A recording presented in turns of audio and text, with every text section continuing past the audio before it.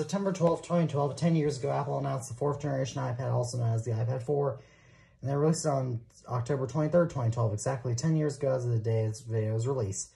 So, let's look back at it. The 4th generation iPad introduced a thinner housing than the iPad 3, which is significantly thicker than the iPad 2, though the iPad 4 still isn't quite as thin as the iPad 2. They knew a 6X chip and the all-new Lightning port. However, the main purpose of the iPad 4 was to fix all the major issues, the criticisms of the iPad 3, one of which was a thicker housing. Other issues that the iPad 3 had at the 4 fixed were legal disputes over cellular standards on the cellular models. The iPad 4 improved its battery life to be better than both the 3 and the 2.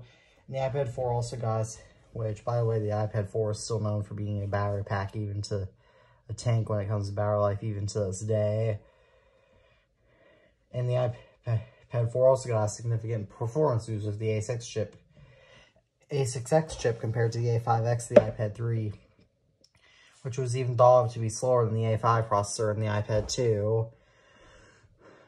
The iPad 4 proceeded to sell very well at a price point of $399 until November 2013, when it was discontinued when the iPad Air 1 released. It also proceeded to receive software updates until 2017, as it didn't get iOS 11 and is stuck at no later than iOS 10. This excludes iOS 10.3.4, which was released for cellular iPad 4s in July 2019 to fix a GPS roller bug found in iOS 7 through 10 on iPhones and cellular iPads. The iPad 4 also did get one iOS release higher than the iPads 2 and 3, which both stopped at iOS 9. However, what legacy does the iPad 4 have a decade later? The iPad 4th generation is mostly ignored even by Apple collectors today, like many old iPads.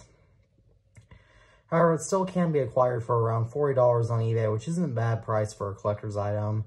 You can also downgrade the iPad 4 to iOS 8.4.1, and then you can also dual boot it to any iOS versions. I did so here with iOS 6.